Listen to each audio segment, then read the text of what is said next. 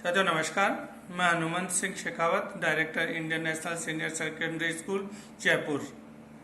साथियों मैं आज आपके साथ एक ऐसी कहानी शेयर करूंगा जो दूरदर्शिता और साहस से भरी हुई है। आप मेरे चैनल को सब्सक्राइब कर लीजिए, बेल आइकन दबा दीजिए और इस कहानी को अंत तक सुनिएगा। बहुत ही प्रेरणास्पद है, आपको बहुत कुछ इससे सीखने को मिलेगा। एक छोटा सा राज्य था जो नदी किनारे बसा हुआ था और नदी के उस पार एक घना जंगल था जिसमें बहुत खूंखार जंगली जानवर रहते थे। उस राज्य की परंपरा थी कि उसमें 5 साल तक नागरिकों के बीच से ही एक राजा बनाया जाता था और 5 साल बाद में उस राजा को नदी के पार जंगल में छोड़ दिया जाता था और उसको खूंखार जंगली जानवर खा जाते थे और उसका जीवन समाप्त हो जाता था। ये परंपरा वर्षों से चली आ रही थी। लोग इस परंपरा से दुखी तो थे, लेकिन ये परंपरा थी, इस वजह से इसका विरोध भी नहीं होता था। कुछ समय बाद एक नवयुवक को वहाँ का राजा बनाया गया जो बहुत दूरदर्शी था, बहुत बहादुर था और सूझबूझ वाला था। नवयुवक को वहां की परंपरा का तो पता था। उसको पता था कि 5 साल बाद में मुझे भी जंगल के उस पार छोड़ दिया जाएगा, मेरा भी जीवन समाप्त हो जाएगा, लेकिन वो मरना नहीं चाहता था।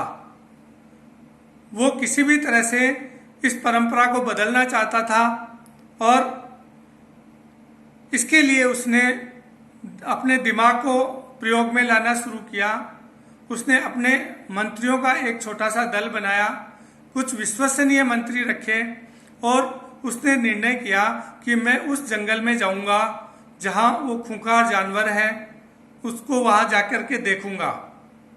जब वो वहां गया तो उसने अपने मंत्रियों को बताया कि यहाँ हमें जो भी जमीन है उसको खेती लायक बनाना है, यहाँ से जितने भी जंगली जानवर हैं उनको दूर छोड़ना है या समाप्त कर देना है और जितने भी घने पेड़ हैं उनको काटना है और यहाँ एक सुंदर नगर बसाना है। ये योजना उसने अपने मंत्रियों को बताई। मंत्रियों को पहले तो आश्चर्य हुआ, लेकिन क्योंकि वो राजा था, राजा की बात टाल नहीं सकते थे और इस बात को गुप्त रखने के लिए उसने उनको पाबंद कर दिया। उसकी योजना पे काम शुरू हुआ।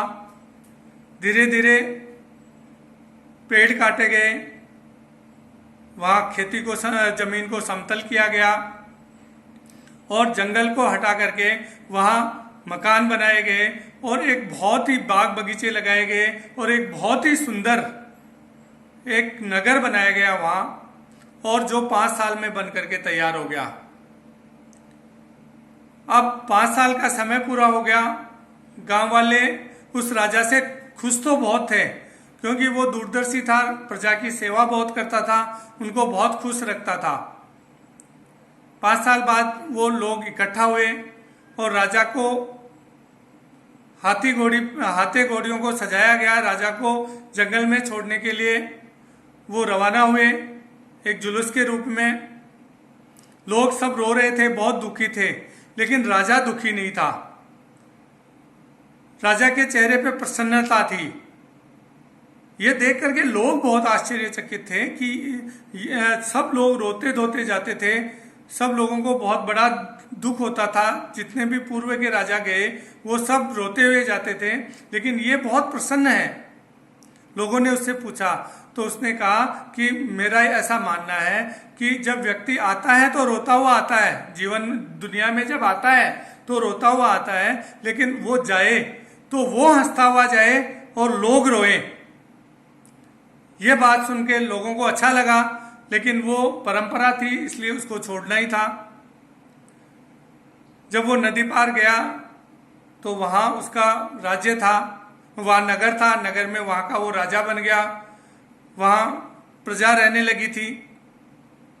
इस तरह से वो कुछ समय तक वहाँ रहा। उसके बाद वो अपने पूर्व राज्य में लौट करके आया। यह देख करके वहाँ के लोग बहुत आश्चर्यचकित हुए। उन्होंने देखा कि ये इतने खूंखार जंगल में से वापस कैसे आ गया। फिर उसने लोगों को पूरी बात बताई। इससे लोग बहुत खुश हुए और सब ने मिलकर के उस राज्य की जो परंपरा थी उसको बदलने का निर्णय किया और उस राजा से आग्रह किया कि आप हमारे इस राज्य के राजा बनिए और आप उस नगर के भी राजा रहिए और आप दोनों जगह राज्य करिए। और इस तरह से उसको 2 राज्य प्राप्त हो गए उसकी सूझबूझ और उसकी दूरदर्शिता से। पूरे राज्य के निवासी बहुत प्रसन्न थे, परंपरा टूटने से भी बहुत खुश थे और इस तरह से एक नवयुवक राजा की सूझबूझ से, उसकी दूरदर्शिता से न केवल वो परंपरा टूटी, लोगों का जीवन बचा, बल्कि उस नवयुवक को भी 2 जगह का राजा बनने का अवसर मिला।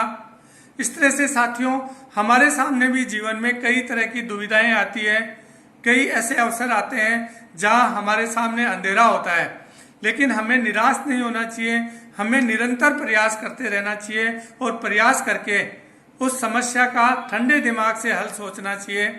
और जिस तरह से उस राजा ने मृत्यु पे जय प्राप्त की, 2 राज्य प्राप्त किए, उसने 5 साल के अंदर ये करके दिखाया।